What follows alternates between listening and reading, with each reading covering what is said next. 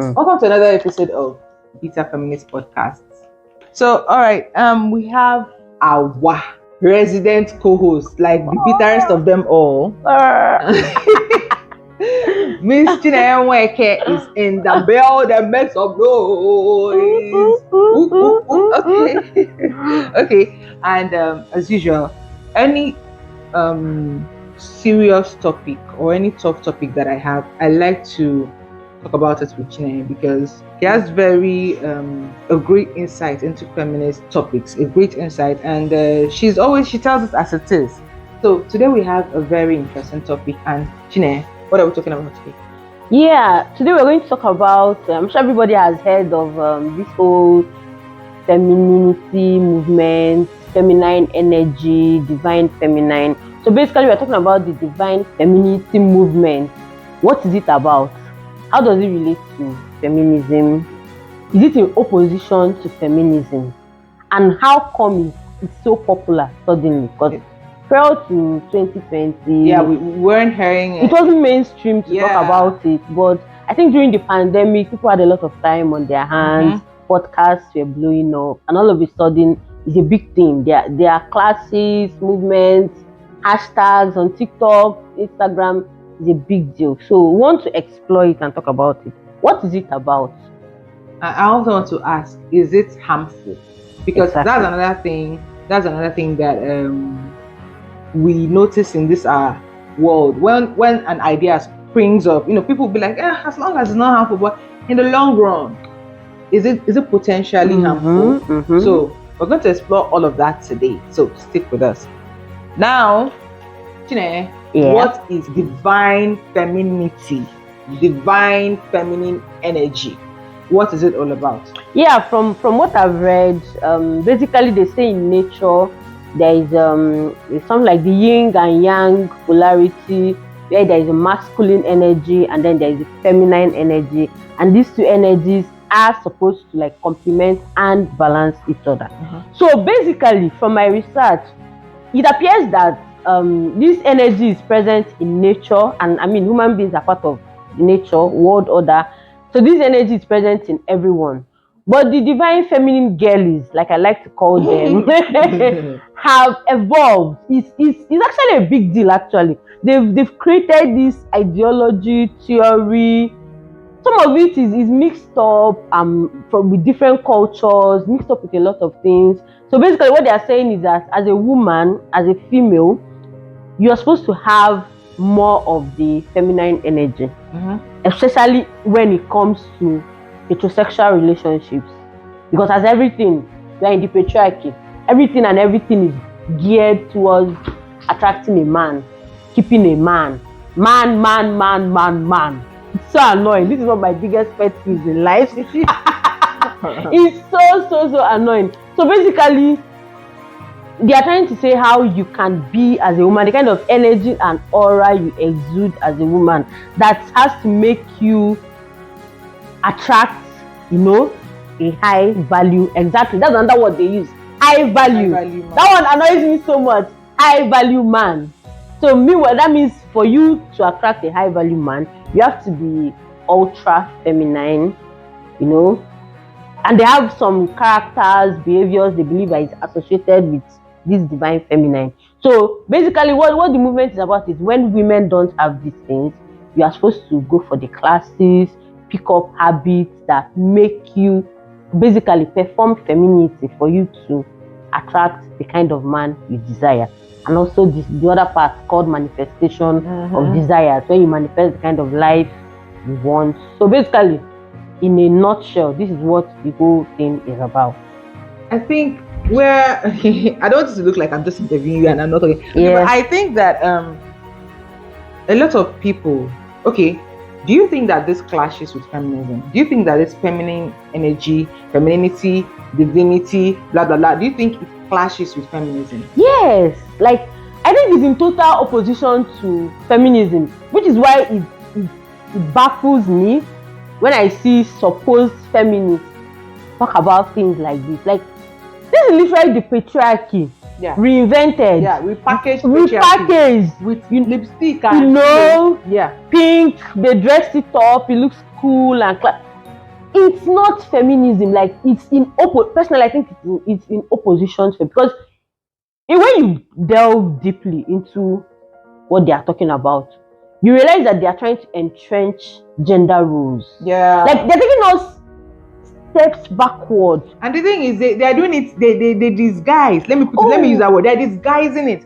that you do not know. You will not, if you don't look at it well, you will not know. It is what my mom calls adakana no no. They are telling you a chimpanzee and calling it a monkey. Yes. Do you get? So I think it's just a wolf in sheep clothing, because at the end of the day, what they are trying to talk to you about, okay, let's start from the femininity before we go to the feminine energy. What they're trying to talk to you about when they talk about femininity is, they're trying to let you know you're supposed to be a certain way. Don't wear pants like that's trousers. You wear dresses. You talk with a subdued voice like this, and you don't shout or argue with me.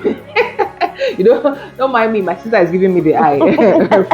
So you talk with a subdued voice. You carry yourself in a particular way, and at the end of the day, it's you. And they tell you that when you do that, men will love you. You're going to attract men. But what they don't tell you is, these are the roles. These are the things that we women, we don't want to fit in a box, because like she said, women come differently. We are packaged differently. We are created differently. And not all of us are going to be, none of us are going to have the same song voices. Not all of us are going to not walk. Not all of us are going to wear dresses and make our hair. Oh, you're told to grow out your hair, wear long hair. Exactly. So at the end of the day, you find out that they are taking you back to those things. Women rebelled to not be this way. We rebelled to be able to wear trousers. We rebelled to be able to carry hair like this now, cut my short hair, without having permissions from men. We rebelled to be able to do stuff like our own. Have your voice the way it sounds without having to make it like this and that. We rebelled to be able to live the way we want to live. But these people are trying to tell you that before you can attract a high value man, man we go see cheat.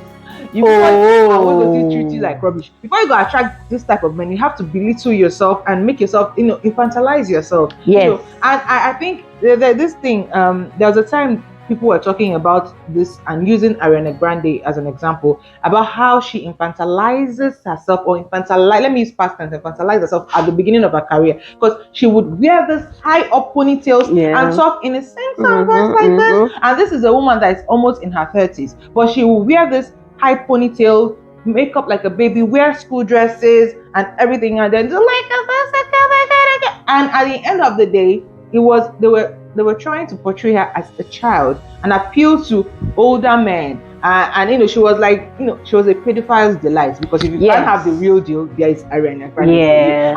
And the annoying thing is, this is a grown woman, a woman that was way near to her 30s, that they were packaging and selling as a teenage girl, and making her look like a teenage girl, and infantilizing her, and making her, because she came petite, because she was a petite girl. She still is. They were trying to sell her as a little girl, and she conformed with it, maybe to sell her records or whatever. And I think this is what this femininity, I don't want to call it crap, but this is what femininity stuff is about. And before I run off, before I allow Chine to say other things, I noticed, she said this, it doesn't really work hand in hand with feminism. Feminism is not saying you have to be brute, you have to look like a man. You can do whatever you want. But when they try to say you must be like this, then is a problem. And I noticed that a lot of feminists have this idea. A lot of, let me not say feminists, upcoming feminists, or women who are intrigued by the idea of feminism, they are scared of by the fact that they think that they might have to lose their femininity to be able to be feminist. No. So you see some women that say, I'm a feminist, but I love my femininity. Of course, nobody is telling you have to cut your hair, you have to look, you have to stop wearing perfume, you have to be a lesbian, you have to look like a timber shade woman, you have to be a tomboy before you can be a feminist. There are very ultra feminine women who are feminists. But I think I remember there was a time Genevieve was talking about, she's a feminist, but she likes to retain her femininity, this. And I'm like, it's like saying, I'm a woman, I like to retain my breast. Nobody's asking you to promote your breast. It came with you. It is what it is. And I feel like a lot of women, and this is why that divinity, feminine divinity or divine femininity, whatever, This is why it is selling like hotcakes. Yes. Because they feel like, oh, they're telling us to abandon makeup. They're telling us to not do. Nobody is telling you that. No. You can believe in equality. You can believe that you're a feminist and still, at the end of the day, want to look like you're a Disney princess. Yeah. You can decide to look like a Disney princess. You can decide to look like a tomboy. You can decide to do like me. And I sell wigs. I'm on low cut. You can decide to sell wigs, wear wigs, not wear anything, and retain your femininity. So that crap that they are selling to you, and they're telling you pay 100k, pay 200k, pay 1 million to be in a class where they tell you to wear sundresses, that is all will make you attract men, is a big fat lie. It's scam. It's scam. It's scam. Your femininity comes with you. And I even have a question, Chine, now. Okay, let's assume I'm a lesbian. So exactly. And maybe I'm one of those, non-conforming lesbians that, I can be a tomboy today, I can wear like this. Yeah. So, and you're telling me that before I can attract a high value woman or high value partner, I have to wear sundresses. I have to give up my whole style. I have to, start wearing heels and jut off my back. Yeah. It lets you know that these rules, they don't work across board. Exactly. Because you even your high value men, even if you're a heterosexual woman, there are a lot of high value men that don't care for those things. They don't really care for long hair. A lot of these women that are on low cut, they have men. So there are a lot of men that don't care for that. That don't care for whether you're wearing heels, whether you're wearing this, but they make it look like all men, all high value men. They all want the same thing. All of them, they all just want somebody. They want a bimbo that wears heels, that rubs makeup, that has long hair. They all men want the same thing. Men will fuck anything. Anybody. They fuck goats, sir. Dead women. I mean, dogs. Lizards. Monitor lizards. Raped it to death and still ate it. And we're and you're trying to go and force yourself to wear heels for a man that will cheat on you with your house help that is smelling like ogiri. Like, what are you trying to do? Men will fuck anything. So when you're trying to put yourself in a box and make yourself, hold yourself a certain way, so you can appeal to a man that you've not even met. Exactly. And then this man that you've not even met might find something else totally appealing, or you find anything. Men will basically go with anything. Men, when men say I have spec, they'll fuck fat women, fuck slim women, fuck thin women, fuck chubby women, anything. So at the end of the day, you're doing yourself a disservice by folding yourself and saying, oh, this is men don't have masculinity classes where they are taught to not wear knickers, where they have to. That is one good thing I envy about being a man. They will present themselves to you, dick in hand, and know that they will be accepted. There is no masculinity, divine masculinity class where they think about, oh, I have to cut my hair, fade it like this, or cut my hair like that, or wear only shorts, or wear only shirts, or wear only this type of clothing to appeal to high value women, because obviously we have high value women. A barrow pusher will chase. Who will I use as example? Will chase Moabudu. They do not give a fuck. A barrow pusher will look at you. Your gate man will see you and chase you. Like if you're a single woman, madam, this one no man, they will chase you. Men don't give a fuck. They have audacity. It's all women that are running around paying 1 million naira to be in a class where they'll tell us not to wear trousers anymore because it is not feminine. So I don't know. Yeah, I believe that these things contrast the feminist teachings that we've been trying to imbibe or happy to learn for a long time. We've been told that you can wear anything you want as a woman, you can do this type of job. Oh, I'm very sure very soon they'll start telling you that, oh, working is also not part of your divine. Oh yes, I was waiting for you to be done so that I can get into that. You know what you said about what if you're a lesbian woman? And that's why I said this movement or whatever it is in opposition to feminism, because feminism in its basic sense seeks to liberate all women. Even the ones you don't like. Yeah. If all of us are not free, none of us are free. Basically, that's the saying in feminist circles. But with the divine feminine women, you see that there is an exclusion. It does not include all women. First and foremost, it's classist. You get? Thank you. It's very, very classist. Thank you. If you're not of a certain caliber, you don't belong there. It's what I was saying, that when people say, oh, I took your class and it worked for me and I have a high value man. I was discussing this with Chineye the other day. I said, for you to have 100,000 naira to pay a random person so you can be in a class and learn divine femininity, you are in a certain class. Yes. Economically, financially, you are not in my social strata at all. By that, you have access to certain places where these high value men are. You can go to lounges, to clubs, to restaurants, to hotels, to seminars where rich men, because that's what they at the end of the day, high value men are. Rich men. So let's be serious. Where rich men are. Now, that is why this movement is very, very classist, because very, very. At the end of the day, a low income and our average earner like me, 100,000 naira is a lot of money for me, let alone carrying it to give somebody to train me on something. Now, a low income earner like me, or like most women, will take those classes. Let's say somebody offered to pay for me. Yeah. I will take those classes and it will not work for me. You know why? Because at the end of the day, I cannot practice that thing inside my house. And the places that I have access to do not have these high value men. I will not meet rich men in my circle. They're not in my circle. I don't go to places that I will meet them. I go to the market, maybe I don't go to church, but let's say I go to church, market, this, that, and then I come home. The high value men that they are training you for, you do not have access to them there. This is a very classist thing, as opposed to feminism that feminism is for pepper seller, is for giri seller, is for CEO, is for pilot. But this type of teaching works only with a certain type of, because only a few women can actually access the teaching. Yes, they don't teach this thing for free. They just tell you, if you register for my class, blah blah blah. And when you now register and you learn all this, you have to do this, you have to do that, you have to portray this energy, you have to manifest this, you have to go to this. At the end of the day, if you want to meet those high value men that they talk about, they will not come on and knock on your door, or come and meet you in your class, or come and meet you in your vendor shop where you're selling 50,000 or 10,000. You have to have for you to unlock it, you have to have access to a certain, social strata. Yes. And then when it now works for the few people that do have that access, that could afford it and could pay for it and blah, blah, blah. And these are places they frequent. Maybe they go to church, they go to all those big people's churches, they go to all those big people's lounges, seminars, and they now meet a rich man there, aka high value man. They'll be like, oh, I took your class and it worked for me. Of course, bitch, it worked because you are rich and you have access to rich things. So yeah, that's one way that it excludes certain types of women. Yeah.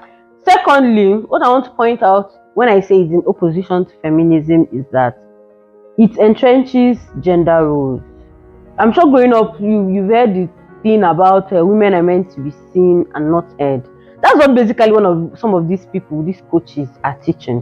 When they say, oh, when you go to a restaurant, you should sit like this, you should keep your bag like this, don't talk loudly, don't order. Some of them even do it with food. They say there's some kind of food you shouldn't order as a woman. You shouldn't order big vibrational plate. Don't want a low vibration. Do you know how crazy that sounds? You shouldn't order why this one I'm talking about, I picked it up on, it's for white people. So it's white people's food. They say you shouldn't order steak. Oh. Those big meats. It's manly. So you're supposed to order things like maybe salads, maybe pasta. I'm sure if we register for Nigerian, they'll tell you not to order swallow. That's what I wanted to point out. They'll say maybe you should not order swallow. Just rice. Order rice. It's ice cream. Sorts of ridiculous. Like, do you understand that your life as a woman is already difficult? You know how insane it is to be a woman. I know, because many of us is our life, so just go along with it. Like, it's insane all the things you have to do or not do, so that, do you know how crazy? Then you are now adding all this like, it's just crazy. Okay, then they say you have to you wear sundresses, or they have so many silly things they say, and it doesn't make sense, because this is basically the patriarchy. No, definitely. Because as a woman, they say you have to do like this. When you're talking, your voice should not be too loud. Like, imagine me now, me that have microphone in my mouth. That is so difficult for me to do. And they say and basically what I've found out after watching so much of this video is that they want you to create a persona that does not threaten men. Of course. Of course. They say when you know when they say you're in your masculine energy, like you have to get rid of that. Being in your masculine energy are things like when they say you know when they say somebody is a hustler, you are up and doing. That's what they call being masculine energy. I read one of them where, and there are so many, and they are thriving. They're selling women this dream that they cannot actually actualize by themselves, but they are actualizing the dreams with the monies of a man, of the women. No, like okay, yes, I get what you're saying. Yeah, you're telling women that you're telling women that if they behave a certain way, they're going to get rich men, high value men. But you don't have a high value man. No, you are living that life with the money these women are paying you. So I read somewhere, one of them was like that if you're some of you you're the masculine energy in your relationship or in your this thing, that you are the ones providing, you're the one do this, and I'm like, a lot of us grow up in homes where our mothers are the primary earners, are the primary breadwinners. In fact, I'm very sure it's more than 50% of Nigerian homes. Way more. But it's something we keep on the low. Yeah. So now, are you saying that because you are the primary earner, that I have masculine energy and therefore I should stop, let my family starve? Yes, that's basically what they are suggesting. Just so I can be in my your feminine era. So it doesn't make sense. And at the end of the day, it's subtly, very subtly, blink and you miss it, kind of subtle. It subtly shames women. Yes. Oh yes. That make money, that are able, women that are providers in their relationships, in their marriages. It shames them. It makes them feel like you're doing something wrong. Because if you read this type of things and they're like, oh, when I started taking your class, I used to be the in my masculine energy, but when I started taking your class, I'm now in my feminine. Men now provide, and it makes you as a woman, you read that thing, and if you're the person, if you're the primary breadwinner in your family or in your relationship or something, you now come and be saying, feel like something is wrong. It feel like it's wrong. Do you know how insane it is to make women feel guilty for any money? In a capitalism. You now come and be and when I read those things, I'm like, what options do women have? Okay, you now want them to now stop earning that amount of money, or to go and be with men, to go and start looking for men that earn higher than them. That's exactly what they want them to do. At the end of the day, it is not a realistic approach to life. It's not. It is not a realistic approach. Absolutely to life. not. Because I say it every time on my page. Yes, we all desire to marry rich men, but not all of us will marry. Now that there is an explosion in the market force of women, breaking the glass ceiling and everything, you have to be comfortable with the fact that you might be the person out earning in your relationship. And you have to be okay with it. You have to be okay with it. You can't just go around in your life looking for men that are richer than you, looking for men. You are the rich. Is it a bad thing if you're the rich person? Do you understand? So you have to be comfortable with it. Make peace with it. There's nothing wrong with me being the primary breadwinner in this thing. And then stop looking for, men that, every time all you're looking for is a man that out-earns you. Why? So this thing that they're trying to enforce at the end of the day, it shames women who earn or who out-earn men. It makes them feel like I'm doing something wrong for me to be earning this amount of money. Maybe I need a man who out-earns me. And you actually don't need that. And it also reinforces this, like I'm so sick of people always saying, oh, men are natural providers, men are protectors. That is a lie.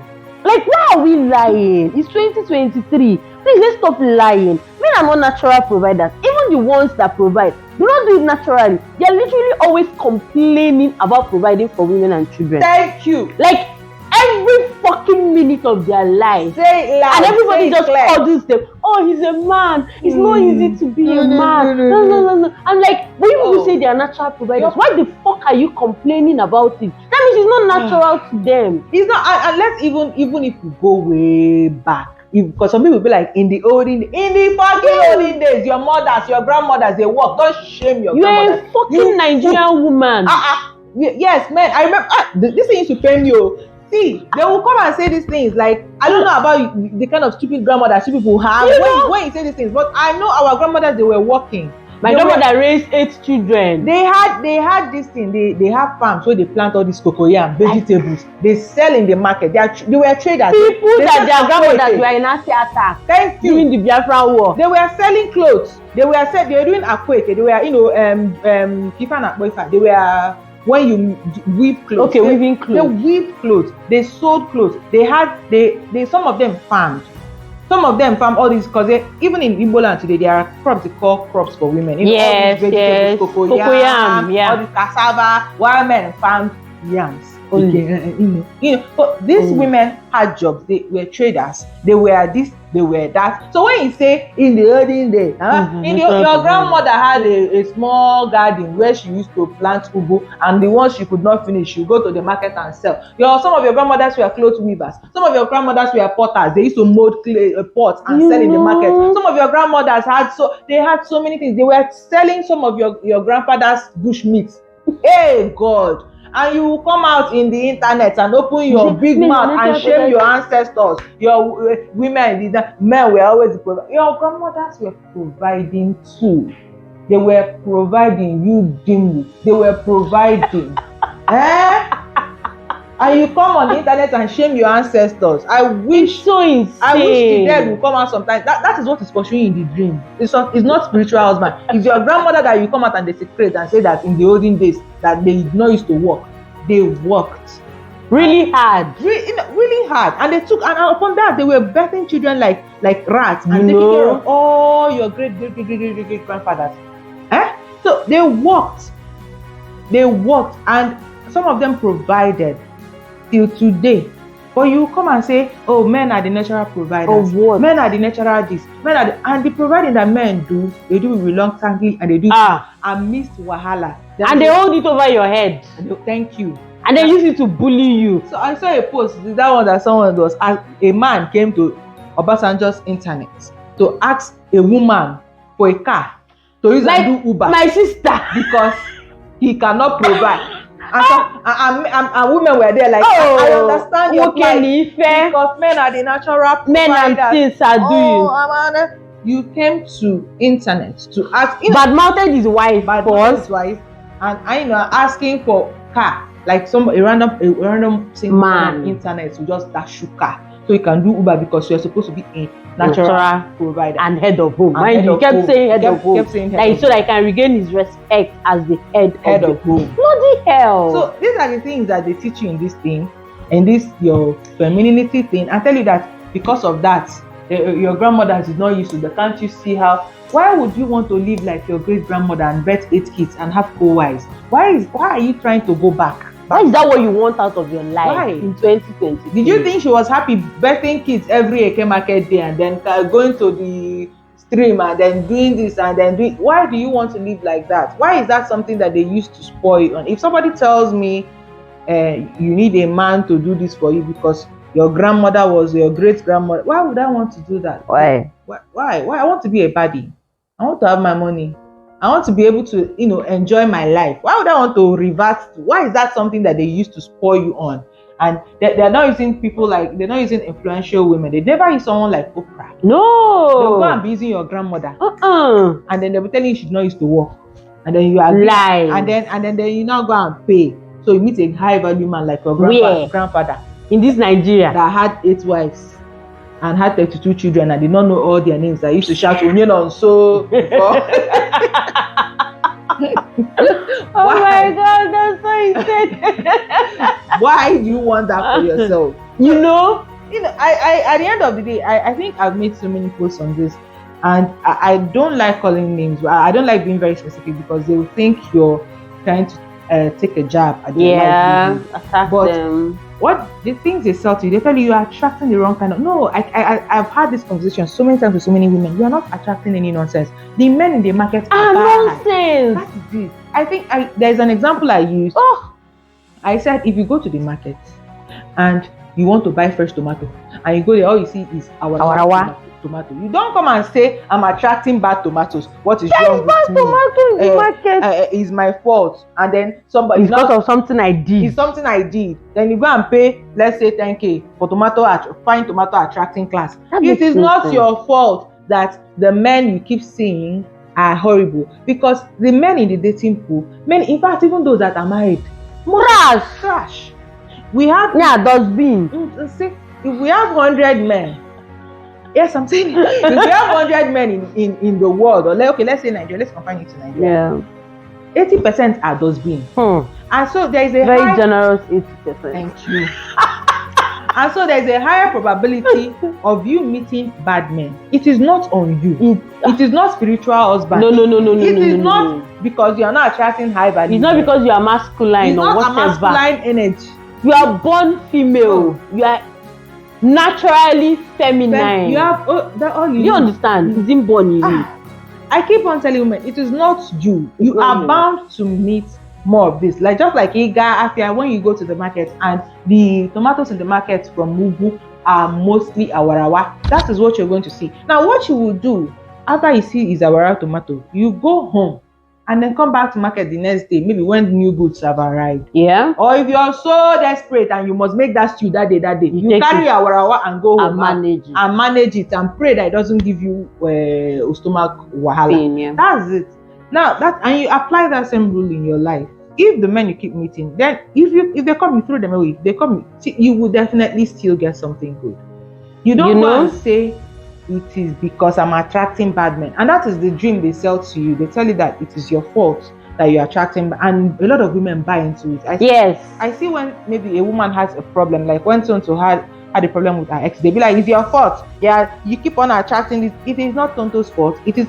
And these are women that must have dated up to like 5, 6, 7 boyfriends. Rubbish people, oh. You no be person will be your first girlfriend where you marry. No be the second, no be the third. God finally one day dashed you one that finally said and he's still cheating you. But you open your mouth on Olusegun Obasanjo's internet to say you're attracted, as if the first person you met, Bowa, is the first person you married. That is how the dating pool is. It is not your fault. It is not anybody's fault, and it shouldn't be something that would be weaponized to use and draw cash from you and tell you, it's your fault you're attracting bad men. If after that class you still meet men, and the first man you meet, if it not be the man where you go marry, you have to just obviously calm down and know that this is a marketing scheme, something that they're using to rip you off. It is. It's something that they're using to rip you when off. They say they are manifesting good life, it's your money, that your gullibility. Based on your gullibility, they are manifesting their good, the soft life, manifesting soft life. What nonsense soft life? You are in Nigeria. Any soft life you want, you have to make it for yourself. Who's are manifesting soft life? From where? Whose pocket? It's very funny. All of you will contribute money and give one person to be manifesting. I understand. Like if you're saying manifest, okay. If you're saying faith, blah blah blah blah blah. Even Bible.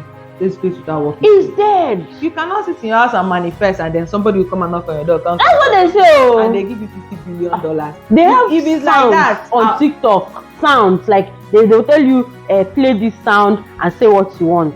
You see them, they'll be playing the sound. Just music or maybe piano music. Then I'll be writing, I will meet a rich man by. Women are delusional. I don't know how to help you people. They lulu. What do you mean play a sound? That's what they call manifestation. God. So at the end of the day, there are some times when people say I'm speaking this into expectation, manifestation, I get that's a different thing. That's a totally different thing. Yeah. But when you come, they tell you to get a mood board, a vision board. Now, if I come on that vision board and write, I'll meet a man, this, that, like this, and I keep it and I don't leave my house and I don't name you will not meet it will not happen. You will not come from there. All of these are things that the dreams they sell to you. If you go to, I wish there were a way to meet, let's say, 100 women out of all the women that have attended this class and ask them, okay, have you met this high value man since you are there? Most of them will tell you they're in the dating pool with all of us. Everybody. They're swimming with all of us. They don't have even life boy or what. They are just swimming, like splashing on the dating pool. Nothing they teach you there will prepare you or will equip you to handle the wahala that is coming in front of you. You are a Nigerian, you understand what being a Nigerian means. And I think what will serve you better if you're looking for a man or is introspection. If you have money to pay for this thing, you should have money for therapy. Yes, go to therapy. So have it, use therapy to solve, and this is a quick fix because therapy might take you 6 months, Yes, but this yes. thing is a weekend or maybe 1 month WhatsApp class, or maybe one physical meeting, Yeah. and you think that one physical meeting is enough to solve All all your your man problems. Oh problems, no. and then that is it. If you have issues, maybe the issues are from you, or you feel like, oh, something is wrong somewhere, do a deep introspection, go for therapy, talk to yourself, talk to your friends, pray if you want to. That's it. But if you believe that one session with divine femininity, where they tell you to wear skirts and like best, is what will It's change you, insane. you're living in a fool's paradise. And at the end of the day, even if you find that high value man, you might not keep him. He will still mess up. And if you do not know what to do at that point, what this whole thing has equipped you to do is to stay and bend Yes, more yes, and bend yes, more and yes. contort more. You think, okay, maybe I'm not wearing enough flower abi sundresses. I'm not making up enough. My Yeah. hair is not long enough. This is Mm-hmm. not okay enough. You keep on bending and bending and contorting and bending and bending. You need feminism more than you need feminine divinity or divinity feminine or whatever it is, energy, whatever. You need introspection, you need feminism, you need self-awareness, self-preservation, more than you need all these words that they throw out at you.